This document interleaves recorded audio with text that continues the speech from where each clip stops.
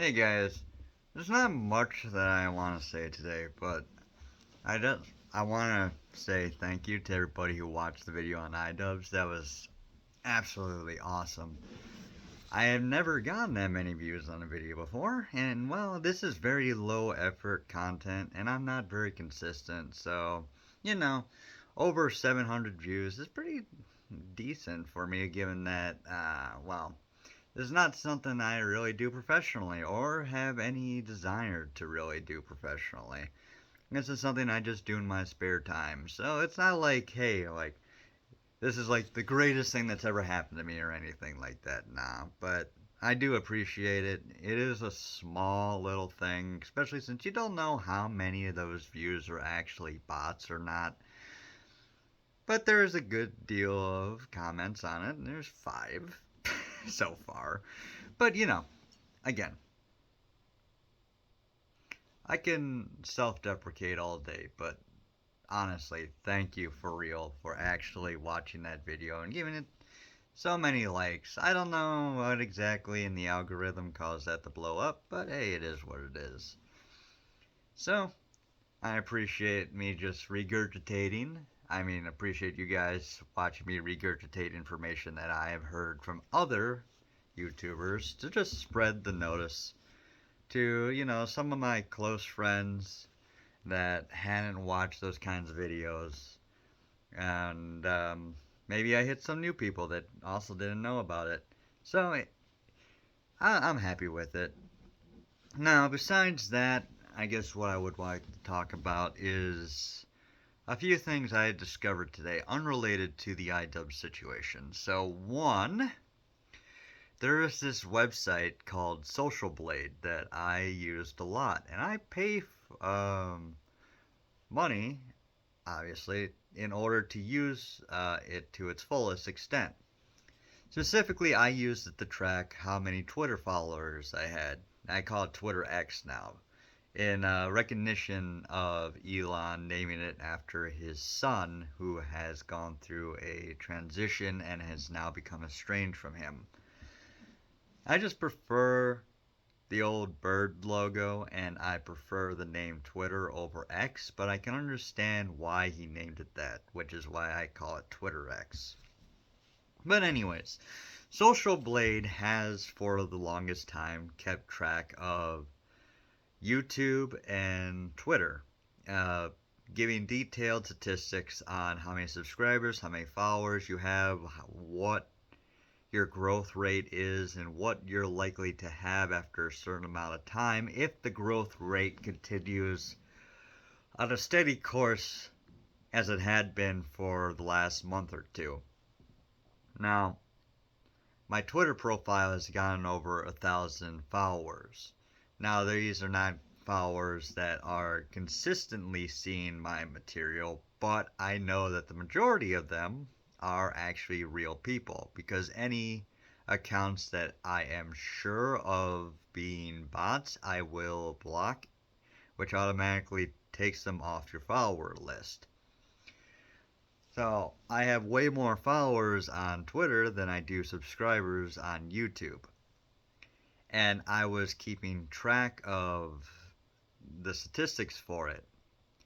Now, I have been on a streak for a long time, and I haven't done it in quite a while, but I block any porn accounts and bot accounts that I can find on Twitter. Now, given that there's an absolute metric ton of them, obviously I would not be able to find them all. It was basically just a hobby I was doing just to keep away as many um, bad actors as I could.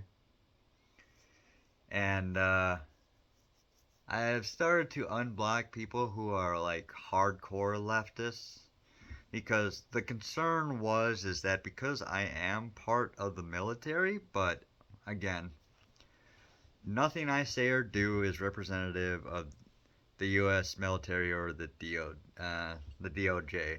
Specifically, I am a Marine reservist, if you guys did not know. Again, I do not do or condone anything, and my political views are all my own. Okay? Just want to make that clear. 100% clear. Okay? So, I'm allowed to have my own political opinions, and I try to stay away from anything too controversial. And fact of the matter is that nothing I say or do is actually that controversial at all. I'm sure that some leftist lunatic out there will try to dox me and try to send like rabid animals to try to eat my balls or whatever. Okay? That's why I don't trust these people on the internet is basically what I'm saying here. So, uh, going back to Social Blade real quick, it turns out that they had been paying for the API information to actually track the statistics for about $100 a month since Elon took over. And then their price went up to $200 a month. Now, according to Social Blade themselves, they were contacted by a lawyer from Twitter X, saying that they would have to pay the enterprise pricing to keep the API information, which is up to $42,000. Up to, sorry, that's the minimum, is that they were saying, and it was up to $240,000. Now they tried to negotiate for the price to get it lower, because they've been around for like 20 years, but they've been trying to get more people to actually subscribe to their bronze and silver tiers. Specifically their silver tier, which is like a good all-rounder for what they were doing. And specifically for what I needed from them.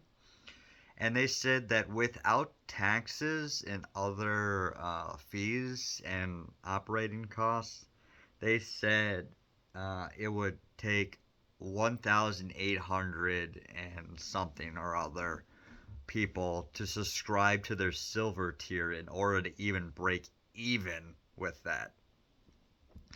So they basically had to say, no, we cannot afford that. And they basically stopped tracking Twitter data. Which sucks because their Twitter data was way more specific than their YouTube data. Now, as long as you look up your account on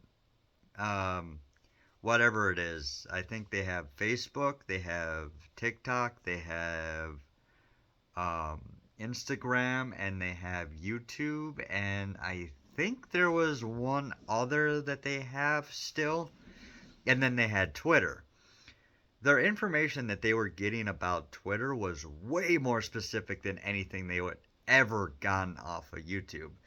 Now, when you looked up your name on Twitter or Facebook, or not Facebook, excuse me, YouTube, I never used the other ones, but when you looked up your information, it would be to be determined, and it would not have recorded any information.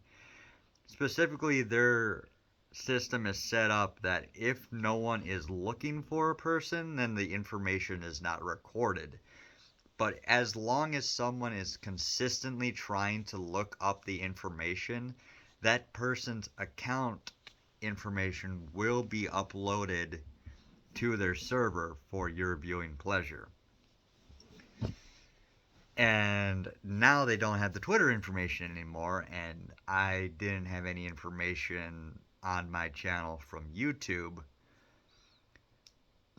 Basically, in this system, Twitter X is considered a secondary platform, and it is considered that you will not get a large Twitter following unless you have some kind of following on some other platform, or you're someone relatively famous, or you're running for political office. But even if you're running for political office, a lot of people running for Congress only end up with a few like tens of thousands of followers on Twitter. So there needs to be a certain amount of fame that you have to build up in other locations, which I hoped that starting with a relatively large Twitter following of 1,000 people, eventually my YouTube account would catch up to that, and then eventually the two of them would grow together.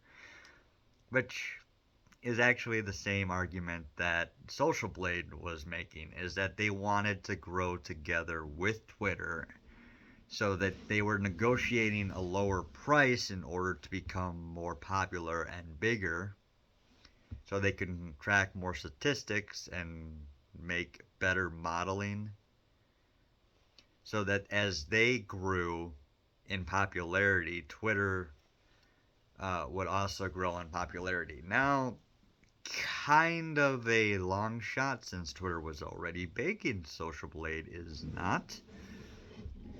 But as Social Blade got more popular by publishing the data coming out of Twitter X, they were hoping that more people would go to Social Blade in order to track their Twitter statistics, and then those people would buy their silver tier in order to track it or track other people. Now, Social Blade is very, very good when it comes to tracking how many followers you had on Twitter, and is decent at figuring out how many subscribers you have on YouTube. And you could actually see in the data, like on a day-to-day basis, on how many followers and how many subscribers people had lost. Now, for Twitter, it was per day you could see how many followers were lost. Whereas for YouTube, say IDubbbz, for example, has lost 20,000 people within the last 2 weeks. You cannot see per day how many he has lost, but you can see that it went from 7.07 one day, and then a week later it went down to 7.06, and then a week later from that it went down to 7.05. So that's million subscribers, as you can see on any YouTube page. So we can determine that they went down by 20,000. I am very disappointed in Twitter for messing this up so badly. I mean, for $200 a month, hell, even just $2,000 a month, they could be making a decent amount of money while still providing Social Blade with the API information because the API information is used by Social Blade to track these statistics, and Social Blade is very good at it, and this drives more traffic to Twitter, and it encourages people to both use Social Blade to track themselves and figure out like how they are actually doing day to day, because people don't like think to themselves, hey, I got 4,900 people today, and then they realize like, oh, I got 4 more the next day, oh, I got 5 more the next day, oh, I got 2 more the next day, oh, I lost 5 this day. Social Blade was showing you very like how many you gained in the last 60 days. Like, what, at this rate, if this current growth, how much will you have after 4 years? Now, the number wasn't completely accurate because it cannot differentiate between bots, and it does not account for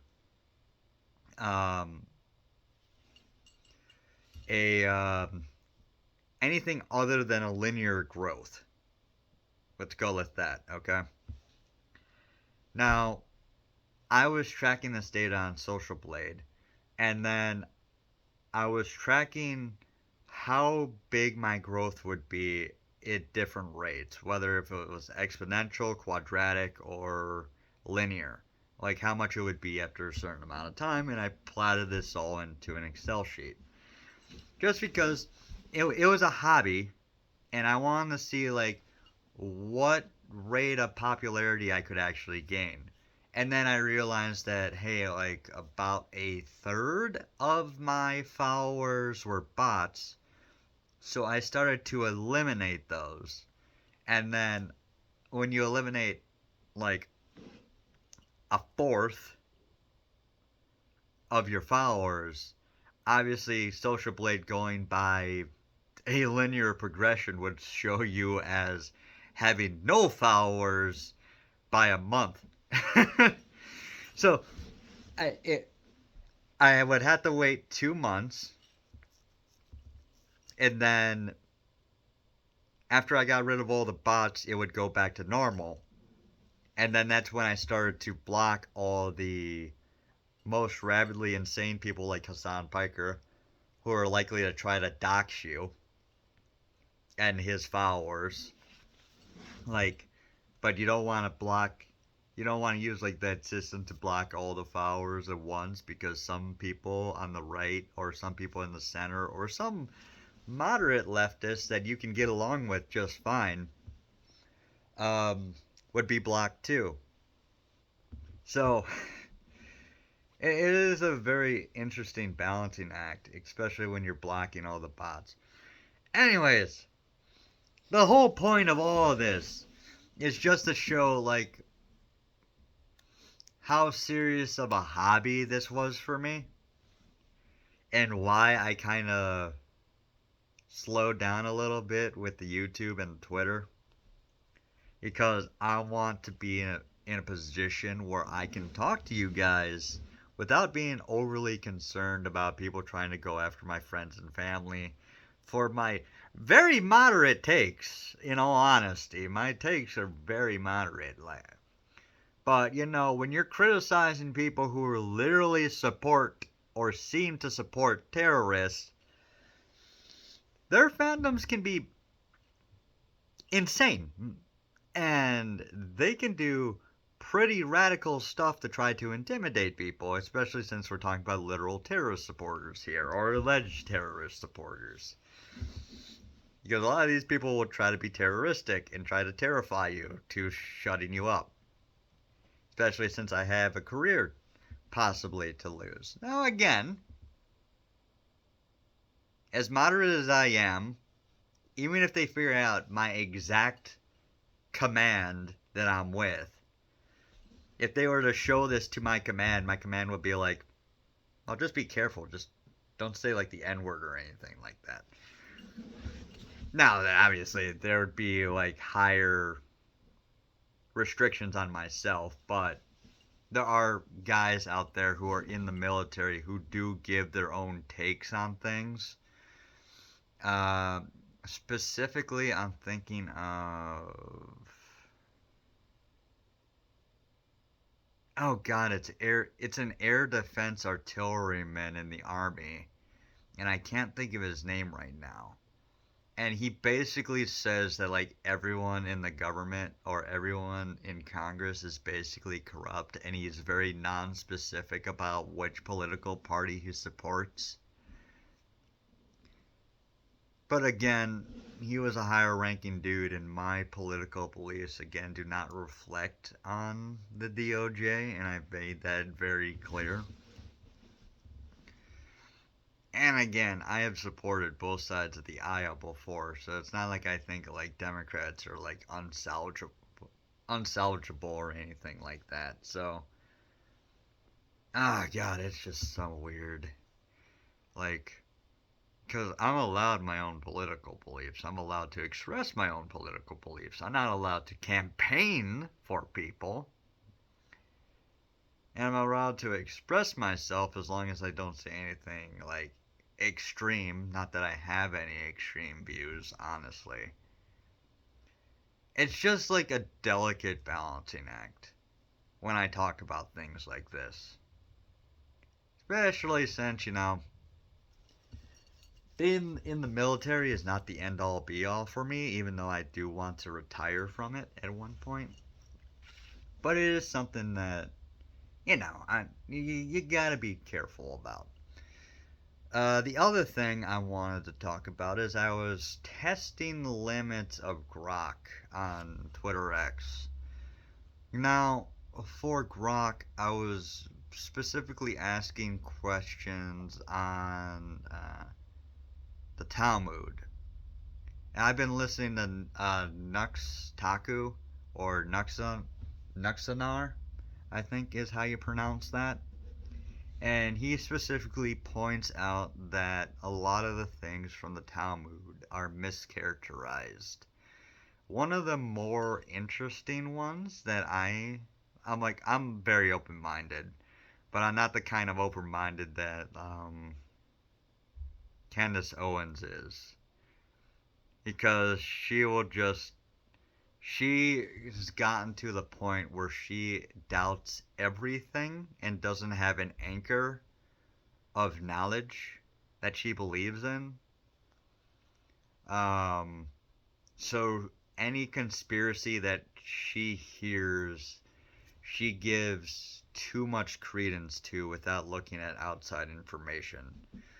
And if you've been watching Nux Taku on his Nux Anar channel, you know what I'm talking about because he has pointed this out before. Like how she believes that the Talmud recommends, or no, suggests that it's okay to marry 3-year-olds. If you actually read it, and I have not, I've gone off of what Nux says because he seems very trustworthy. He does have a bias, like anyone else does, but I went and tried to confirm it with Grok, who actually has all information from the internet downloaded into it, including the actual text of the Talmud. And the Talmud specifically says that if you commit acts of forcible, you know what I'm talking about, you are punished by a public flogging, or you have to marry the person that you abused. Okay. And in the Talmud, it is specifically said that for marriage, the minimum age is like 13. And that modern day interpretations is, the legal age, which is 18 now. And that in the Talmud, divorce is legal, unlike in Catholicism. But if you divorce your wife, you basically have to pay a settlement to her. And the settlement is determined by age, other factors, including probably like family heritage and such, and whether or not the woman is still a virgin, which is where the confusion comes into play. Because something you have to remember is that STDs and disease were not understood. Diseases in general, were not understood back then. So people didn't understand that certain types of sexual acts would cause disease. But they realized pretty quickly that sodomy was more likely to spread disease because, if you're unaware, there's a lining inside of the anus which absorbs fluids readily. And this is because when you poo, your body tries to reclaim as much liquid as possible to keep you from dying from thirst, since you die from thirst in only 3 days. So it wants to reclaim as much as that water and put it back into your system. This system is actually the same. The lining of the anus is the same as the lining of the intestines in general. And it bypasses the liver entirely. So that is why if you use alcohol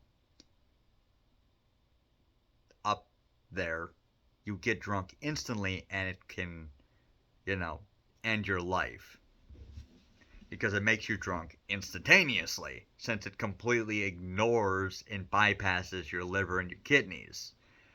And that's why it can be fatal. That is also why sodomy is also more likely to spread disease, which is why sodomy was also banned, because they didn't understand STDs, but they realized pretty quickly that someone who engaged in sodomy was more likely to get a disease, specifically because those diseases are more readily absorbed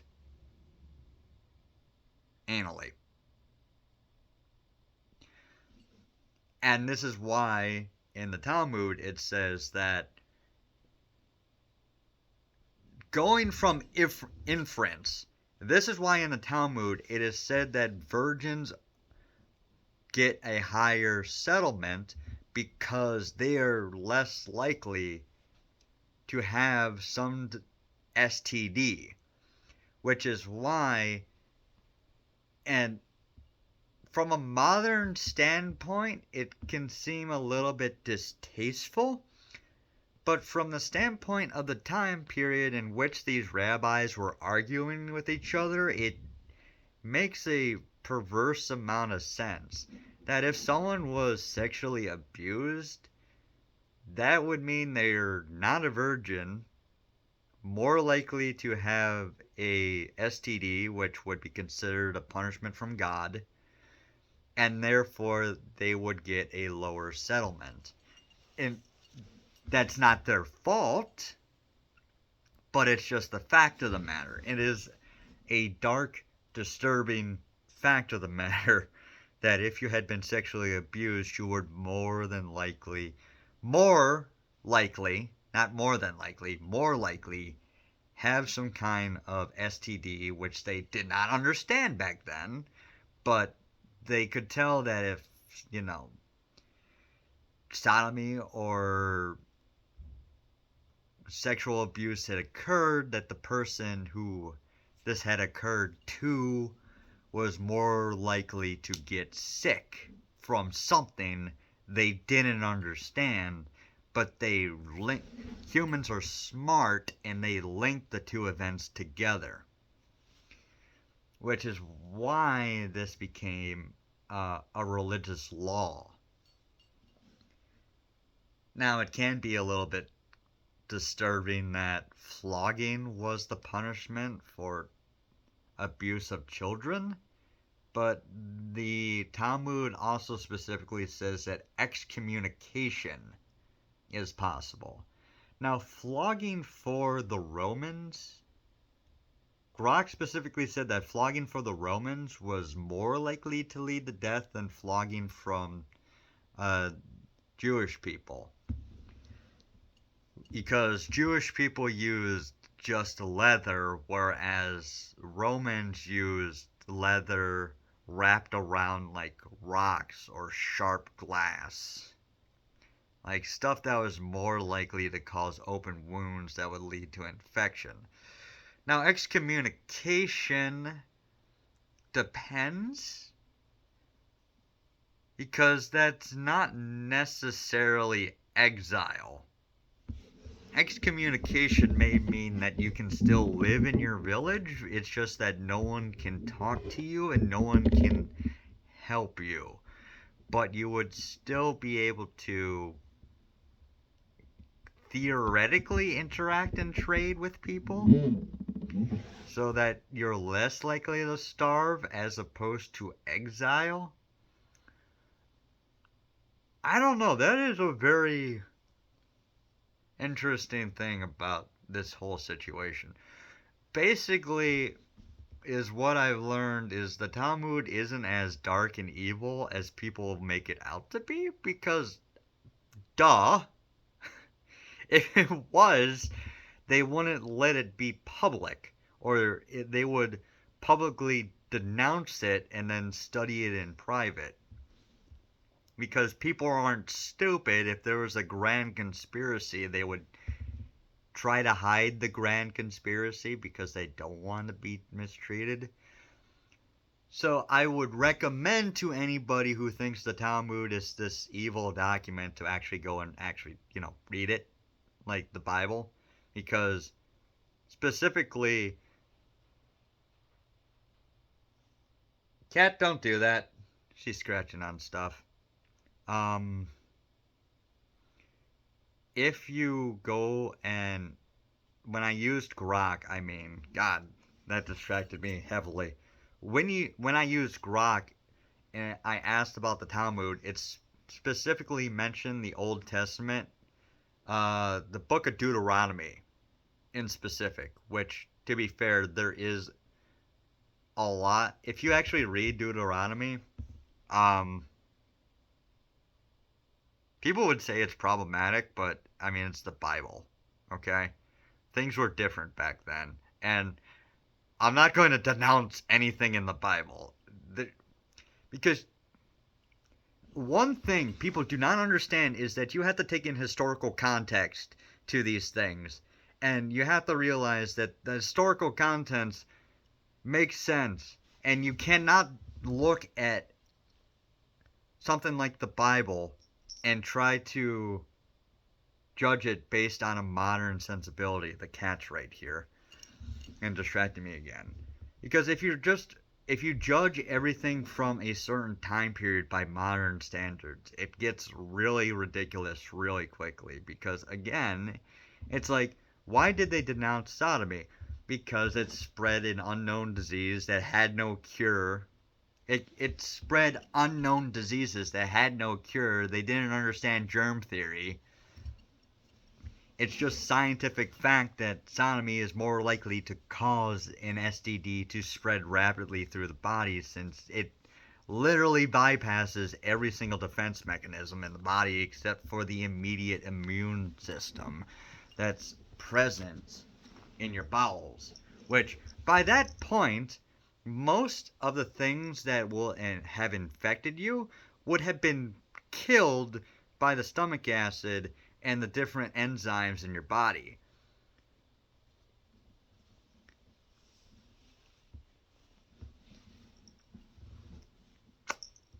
And it's not counting parasites, which is a different topic altogether. Uh, Christ. Then I was specifically asking Grok about other things. Specifically, I was trying to ask about different human species, not races, species, like Neanderthals, Devasians. I know I butchered that. It's like Devincians,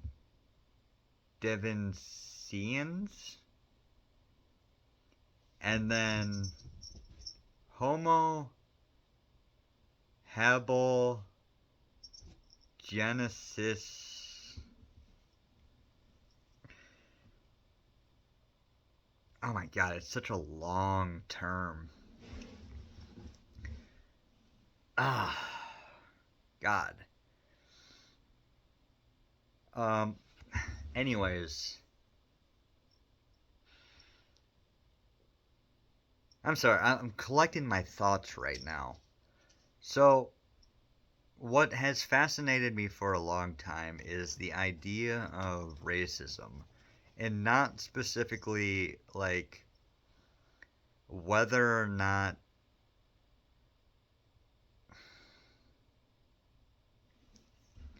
See, I don't like political correctness.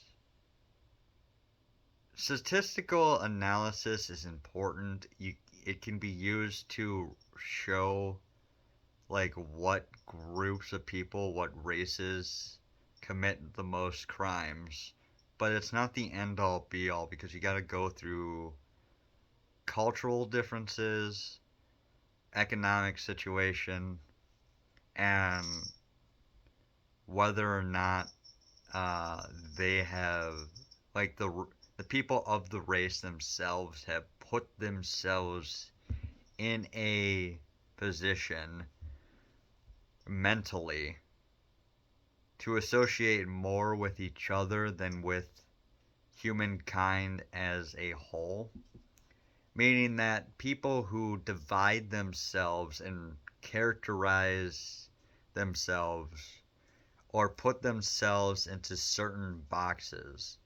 So, for example, you can describe yourself in certain ways using adjectives, but you can describe yourself as certain as basically a check box or check mark. So, for example, I'm Irish, German, English, French, Hungarian, Flemish. I think that's it. Hold on. Irish, English, French, Flemish, German, Hungarian. Now, I can say that I'm all of those things, and then someone can say I'm Caucasian, despite the fact that, as far as I'm aware, none of my family ever came from the Caucasus. And then you can get into the argument of whether or not, like, the term caucus or Caucasian, I mean, not caucus, caucus is something else, but Caucasian is actually a worthwhile term to have or use to describe people. And then why would you describe me as white when I'm not like Spanish or Scottish or um, Italian or Spanish or, you know, Norwegian or Swedish or Icelandic or anything?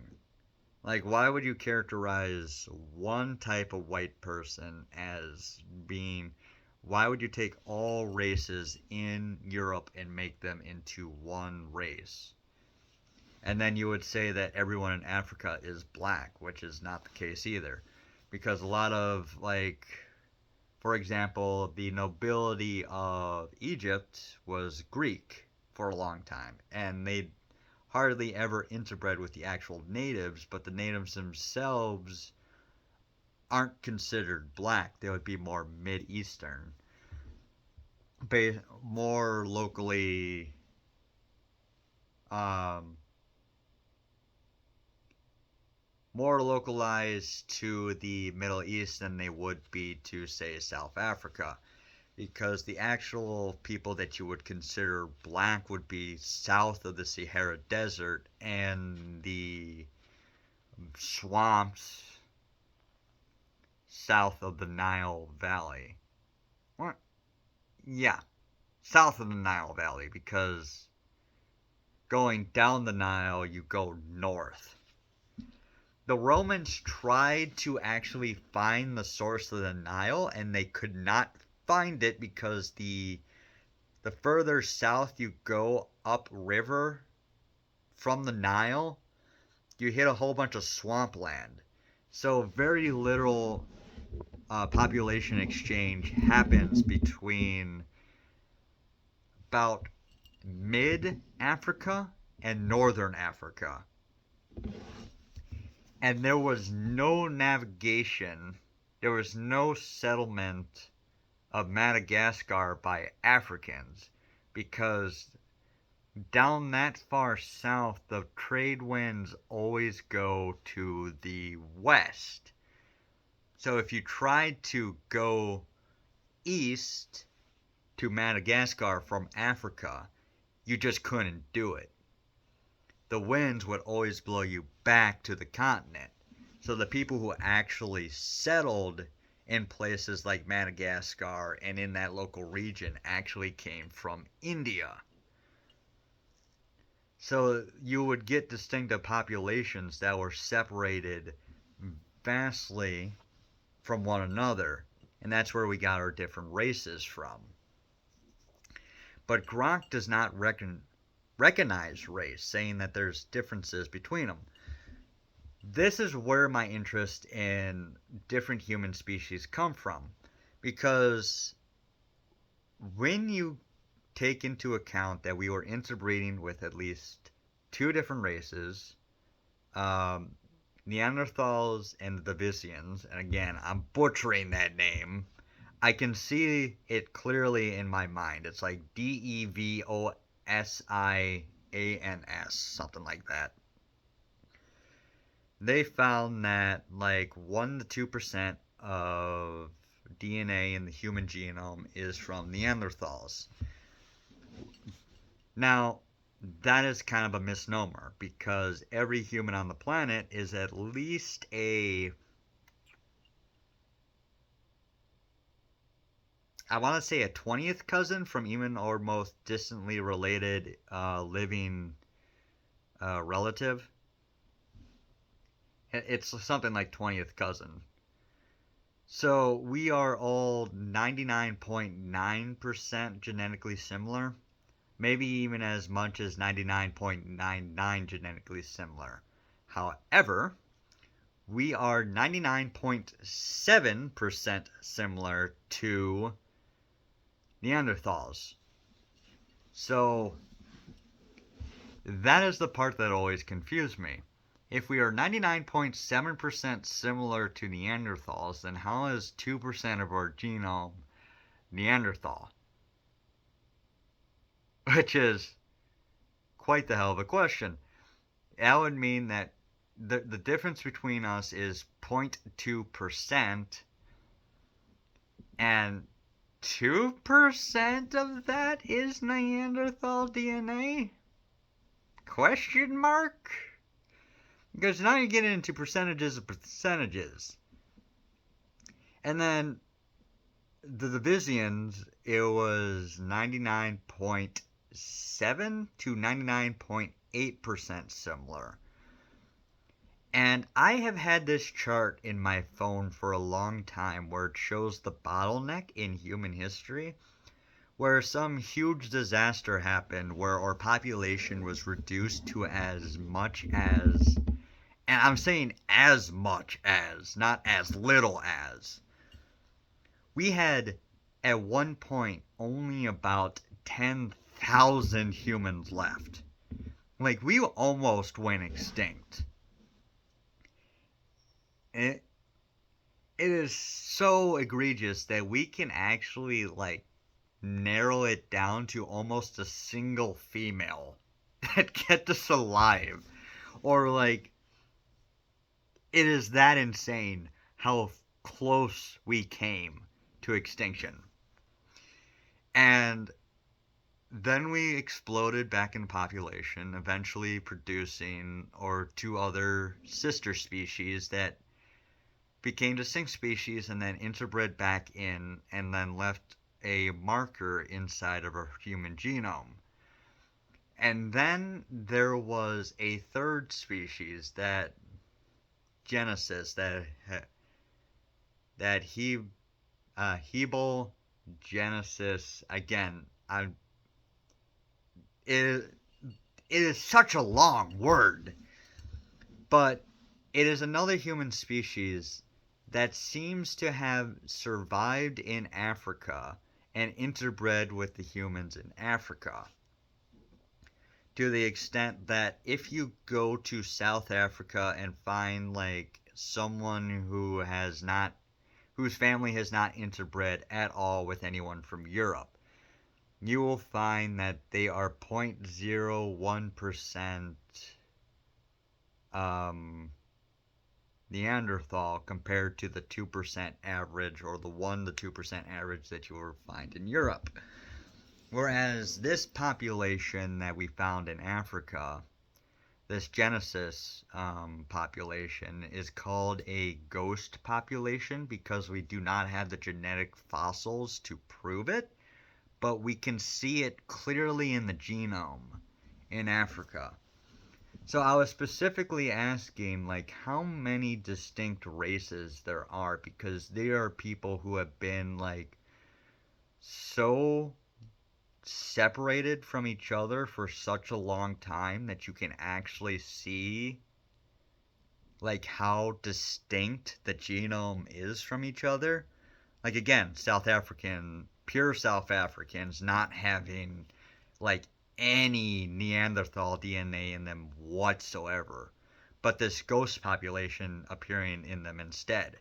Again, all human races are still 99.9% genetically similar, so it's not that big of a deal, but I'm just curious. I'm like, how many races are there? Like, how many distinct populations so separated from each other in history that you can actually clearly be like, if you read their genome, you could be like, oh yeah, they're from South Asia or whatever. And Grok would not tell me. And again, you can get into statistics all you want, but you can have people of any race have a doctorate and be like 140 IQ. It does not matter. Some races may statistically have a higher chance of like a heart condition or a bowel condition or some kind of like childhood epilepsy or what have you. But we're talking about averages and statistics here. We're not talking about, one race being inferior or superior to the other. You can have people based on their culture being brought up to the top levels of education or sports or what have you, or just have a genetic anomaly that makes them like better at swimming. Look at Mike Phelps. They did like a test on his body and they found that his body, given how much he loves swimming, his body would start to naturally adapt to having a better swimmer's body. Obviously, the more you swim, the more your muscles for swimming are going to increase, and therefore you're going to become better. Your body is going to become more physically capable of being a better swimmer. However, genetically, he also just has a natural swimmer's body, which, helps when it comes to stuff like Olympic level athletes. So I was asking Grok, like, how many races are there? And they're like, I can't tell you that. Races is a social construct. And I'm like, well, that's obviously not true. You have the genome that we're reading right now. You can tell a distinct population from one another. Like how you can tell that a rabbit has been isolated on this island by itself for 1,000 years. And while it could still interbreed with other rabbits from other islands, if you took the DNA of this rabbit, you can tell that it is either a distinct species or it is a distinct race of rabbit. Not saying that that rabbit is inferior or superior to another goddamn rabbit. For God's sakes, you can tell by looking at the DNA where it's from. And so it's like, okay, some idiot put in social constructs into this AI. So I was like, hypothetically, how many races are there? And it said there are 5 to 7 clusters of human population throughout the world. At this point, I'm face palming. I'm like, okay, hypothetically, how many subclusters are there? Because obviously there's going to be a subcluster, because humans categorize everything. Just look at how we categorize different species. From like the species to the species. My God.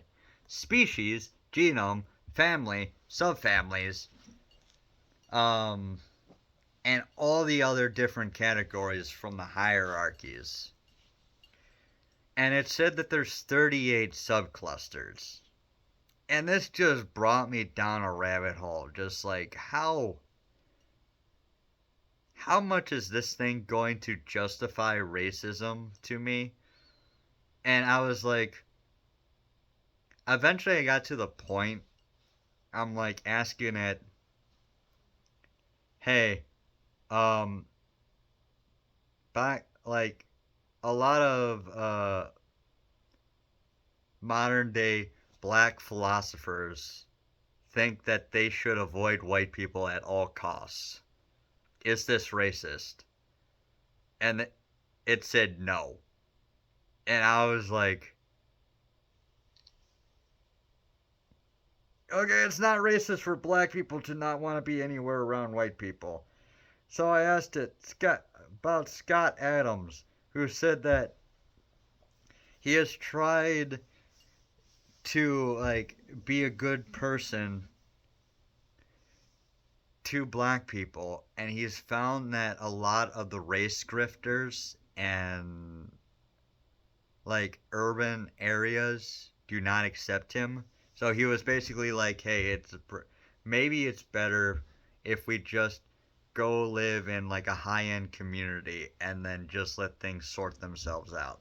And then he specifically like points out like this is not segregation or anything. It's just like I rather live in a community that's more accepting of me, and if it happens to be drawn down by race, that's not my fault. Because if someone of a different race, or if a like people of a different race treat me differently because of my race, maybe it's better to avoid those people because they're racist. Because if you're a white person living in a black neighborhood and they treat you differently because you're white, then maybe it's a good idea to not live there and to find a community, whether it's race mixed or not, that will treat you like a person instead of a white person. And I asked, is it racist what he said? And Grok said, yes. And I asked, what the difference between black people wanting to avoid white people and white people wanting to avoid black people was. And it said something about social inequality and historical racism and systematic oppression. And I was just like, oh my God. And I was like, Grok, we're going to have a race war, aren't we? And it's like, no, we're not going to have a race war. I told it to tell me that in 10 words or less, by the way. And by the way, this is one rabbit hole I jumped down. Another rabbit hole I jumped down was I asked it what sects of Islam, Christianity, Hindu, and Buddhism have had known terrorists. And just to list each sect and yes or no whether or not we know for sure that there has been some terrorist from that group. And it was like half the sects of Islam has not had a terrorist that we know of. And it was the same for Christianity. Buddhism was really chill. Like there was not a lot of Buddhist terrorisms out there. Terrorists out there. And then there was not a lot of... It was like half and half for Hindu terrorists. Which... I think I specifically asked it to go by the USA definition of terrorism.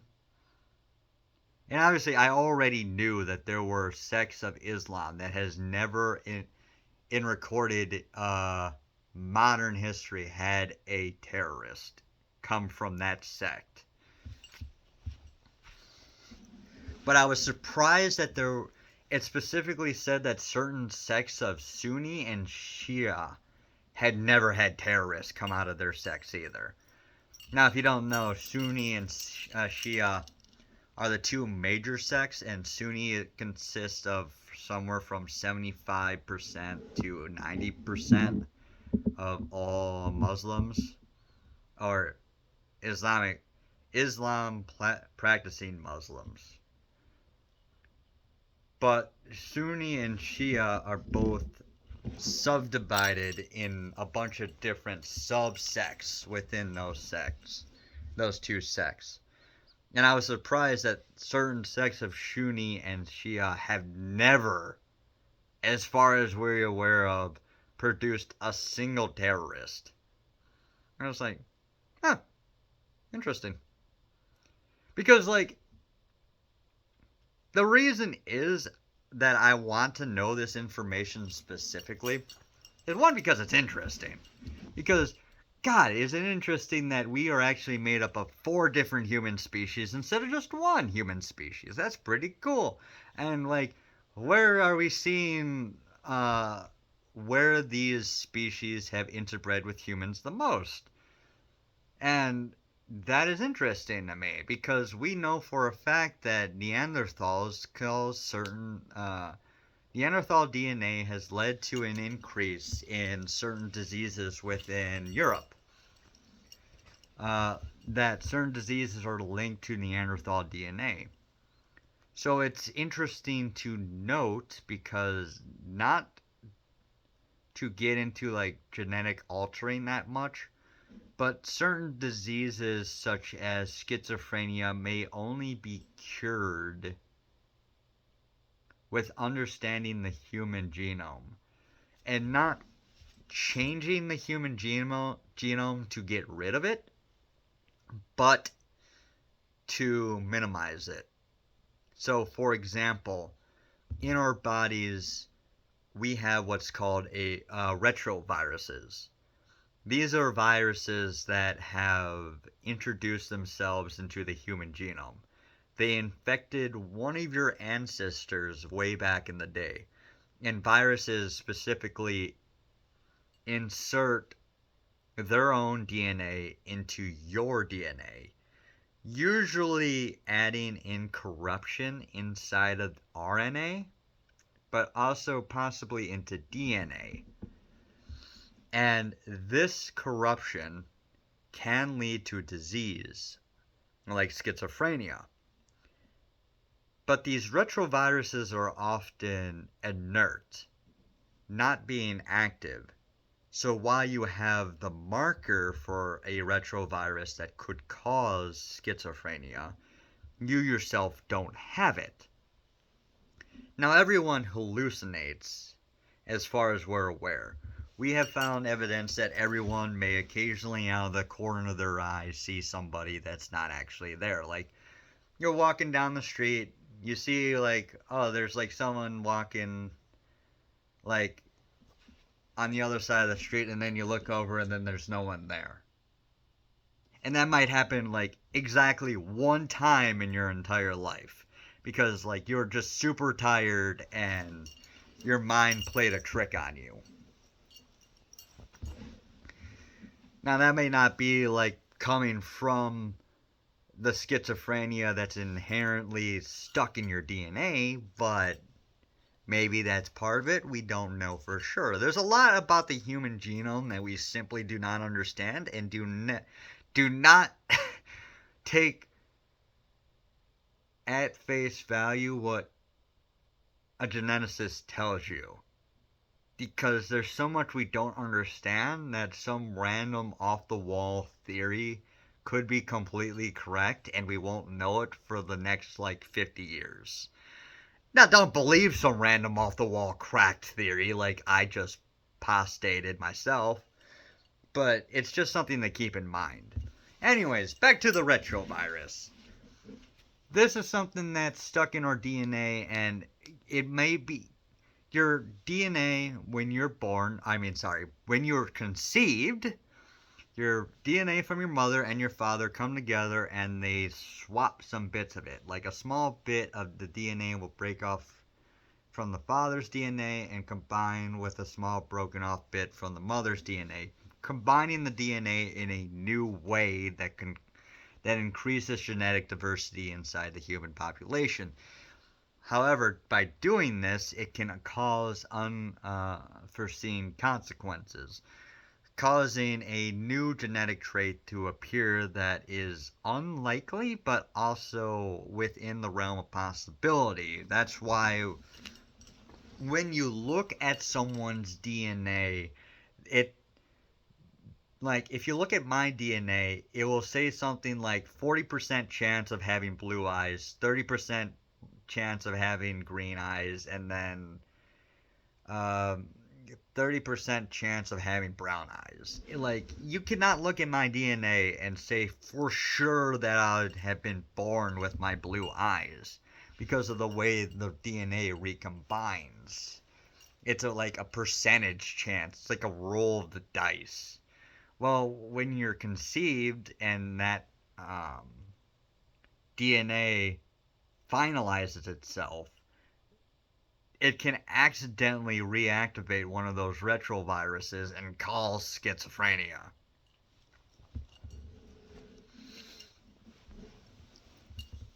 Well, anyways, that's something that is a flaw within the human genome. And you can have. Oh, God. How to explain this? In your chromosomes, you have two alleles. One from your father, one from your mother. And they can break apart, recombine with each other when you're conceived. But either when they break apart and recombine, you're still left with two alleles, except the one allele is like 70% your father and then 30% your mother, while the other is 70% your mother and 30% your father. Okay, for example, that's possible. Um, but on the allele, on one of the alleles, you might be missing a sequence for a certain gene, like a gene that determines how round your eyes are, for example. Like something that if you were missing both copies of the gene, you would be born with like no eyes. Like something drastic. Or you'd be born blind. And because your eyes would not be like completely round or something. Or you would be born with like vision problems, like astigmatism or something like that. But as long as you have one copy of the gene on the other allele, you're fine. If you're missing a copy of the gene on both alleles, it could kill you. And because it might be something like so minor as, how round your eyes are, but then that could lead to like, okay, a secondary issue where your eyes are so unrounded that it caused like a brain aneurysm or something absolutely off the wall insane that's unpredictable. They found similar flaws in the DNA of pigs where like a pig was missing 39 genetic sequences in its alleles. But since the pig had um at those genetic sequences on any like on one of the other alleles inside the body. Pigs, I don't know how many chromosomes they have. Humans, I believe, have 23, which means we have 46 alleles. So let's say pigs had something similar. That would mean that the pig was missing at least one gene on basically every one of its alleles. And it was like a random gene, like maybe a gene for how, I don't know, again, how round the eyes are, or like how far down in your body does your pancreas extend or something like that. Like, we have so many genes, and it is so difficult to tell what each and every gene does. But anyways, they went in, I think they cloned the pig, and then they altered the genetic sequence in order to basically duplicate the missing genes and put it into the pig's DNA to correct the missing sequences. Which means that it would not as likely spread the alleles with missing genetics, because this is why it's like estimated that 20% of 20% of conceptions end in a miscarriage, because there's something fundamentally wrong with the DNA that caused the child to pass away in the womb, which is why it's often happens that after having sex, a woman will have a higher than normal period, like a more intense than normal period, because they just had a miscarriage. So this comes from the fact that we're missing genetic sequences in our DNA, and then it just so happens that our partner was also missing like a genetic sequence in the same exact location that caused the baby to die because they were not capable of surviving without that particular gene sequence, because they didn't get the gene sequence from either the father or the mother, or the baby had like some kind of genetic disorder that 100% of the time kills the kid, like Jacobson syndrome, for example, which my family had. On, I don't know if I have it actually. I probably should have that checked out because my aunt has it. So it's possible my dad has it. So it's possible that I have it. But my aunt has it, and I think it's Jacobson syndrome, and my uncle has it. And when both of them have it, it's a recessive gene. So if you had a copy, it's fine, but if you have both copies, it's 100% deadly.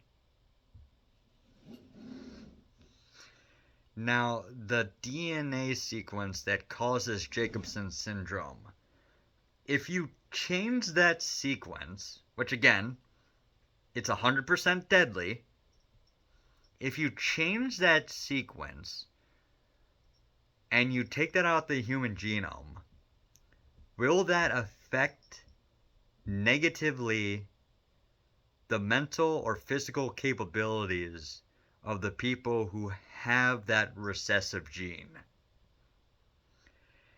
In other words, does having a copy of Jacobson syndrome in you, which is not deadly, you have to have both copies be Jacobson syndrome, but does having one copy of the disease inside you provide any sort of benefit to the human body?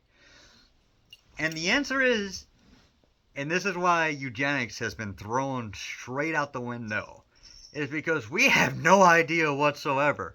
Having Jacobson, like a copy of Jacobson syndrome inside your body, may actually be give some kind of other benefit to the human genome that we simply do not understand. Because having a certain gene inside your body that seems negative, well, if you remove it, suddenly it might do something else to you that seems completely unrelated. Like something in your genome that determines how long your like pinky toe is may also affect like how good your immune system is. Because we just do not understand these genes as much as people like to believe. Now we can say with relatively certainty that maybe, for example, a gene that determines the length of your pinky toe has no bearing on the immune system whatsoever. But it may affect something else that we don't understand. Like how long the follicles or how long the hairs can grow on your body until they fall out of the follicle. Like something just bizarre that seems completely unrelated. Because the human body is, well, let's face it, like any DNA sequence, kind of did stuff randomly for a very long time, and the connections between the different genes are just bizarre. Like, it's solving a puzzle. I mean, if you believe in God, there's an intelligent design behind it. But by solving a puzzle, the body and genes are so complex that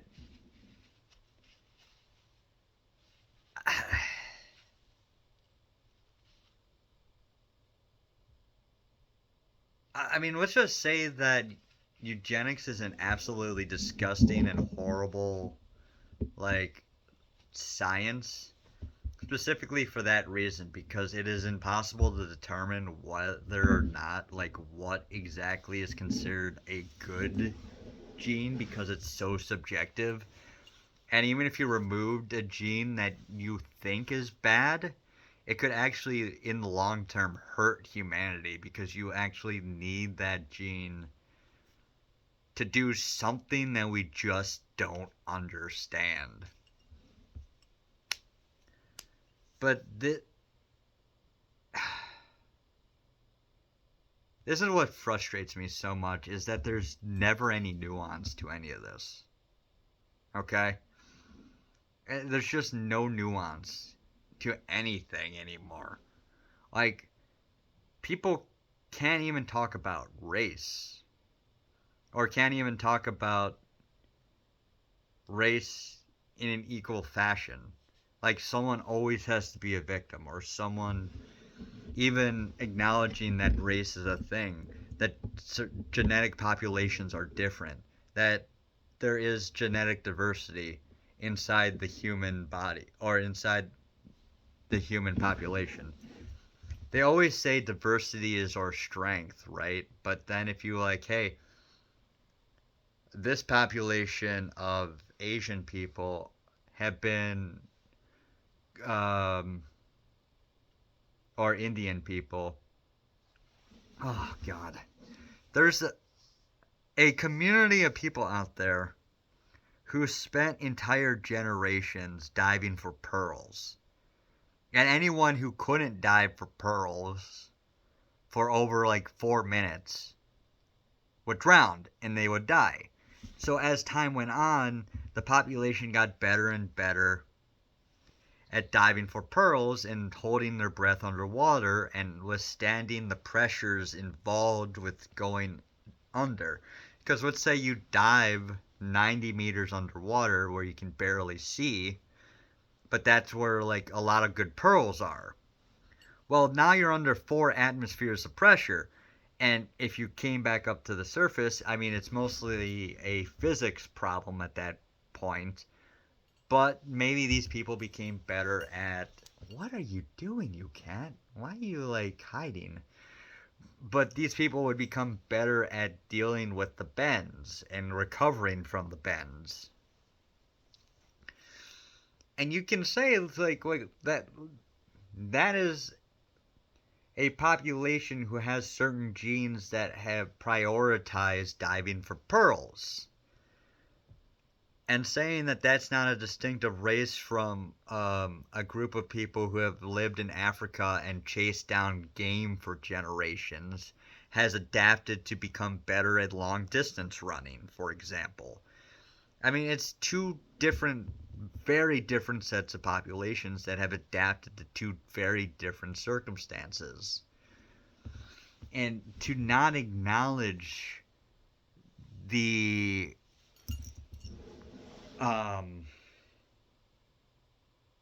that these populations have developed two completely different but yet beneficial strengths in their population would be downgrading, downplaying how much these communities have achieved on their own, have basically bred in this talent into their population. Not intentionally, but that they have survived because they had something that they needed to do better than anybody else. And anybody in that population who could not do that thing died off. Now, not all of them, Not everyone in that village had to die for pearls. Not everyone in that African village had to chase down game. Humans are very empathetic creatures. They'll take care of their own, even if their own is statistically a drain on resources, because we love our family. We love our friends. We take care of people. Even if they have some kind of horrible disease or disability or not capable of diving as long or as running as far. But we have dehumanized humanity by saying that we're all the same and not acknowledging certain strengths that on average are in different populations around the world. And there are people want to talk about like what race has the highest IQ, for example. And it's like, to me it doesn't matter, because no matter where you are in the world, problem solving has had to occur at some point or some place. Every human population has had to use their intelligence to improve their surroundings, to make themselves better. And that's why you can find geniuses in any race, at any population throughout the world. And you can look at statistics and be like, well, this race in this area may not have as good test scores or whatever. But again, that downplays like the differences between people. Because like, what if one race is better at memorizing something and another race is better, or like on average a race is better at memorizing like information, whereas another race is better at socializing, or another race is better at, on average again, is better at doing, has better hand-eye coordination, for example, which is a part of the mind. And it's just like we're judging all these people based on very arbitrary crap. And I don't like that we can't even acknowledge that certain people do certain things better. And that's on average. Again, on average.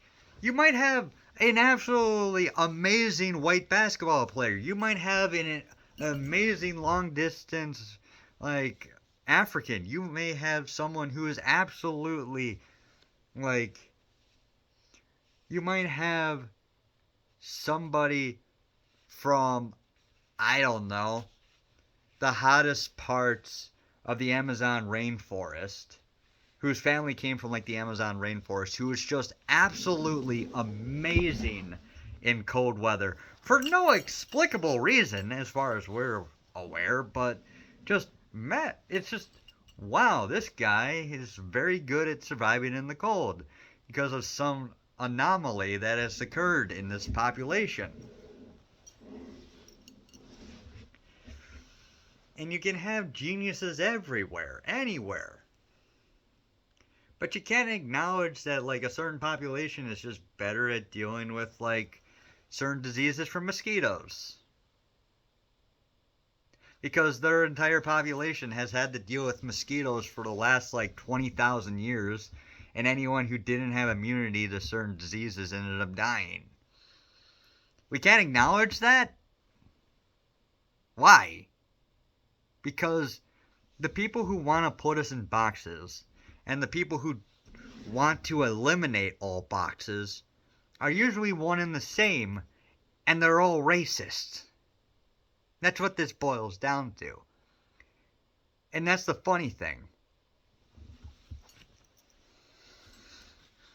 When I'm talking about leftists and Democrats, it comes from a position in which I am just disappointed in the things they believe. They want to implement DEI, like, checkboxes. Yeah, like being like a black, gay, female, is inherently more valued than being straight, white, and male. Okay? And yet they also want to say that everyone is exactly the same. Both of those views are racist. And they're contradictory. And then you have someone on the right say, like, you have people both on the left and right blame everything on the Jews, which is racist. Which is why I talked about the Talmud earlier. Or you'll have any number of things involving any other number of things. And it's like some logical fallacy that completely divides and tries to drive us apart. And I'm just sick of it. I'm sick of it. I'm sick of people like IDubbbz. I'm sick of people like Hassan, who support terrorists, who stab their friends in the back. And it's not to say that neither of those guys have never done a good thing in their lives. That's not true. Everyone's done some good in their life. But whether or not the good outweighs the bad is up to subjective, or even sometimes objective viewpoints. I mean, come on. I think we can all objectively say that guys like Stalin and Hitler were absolutely terrible people, okay? Unless you're absolutely batshit and you're also an objectively terrible person. Let's just go with that, okay? Anyways, this whole video just completely rambling. It's just me talking about just, again, thank you guys for listening to my rambling. I'm not sure exactly what to name this. I think I would call it something like Ramblings on Nuance, Thankfulness,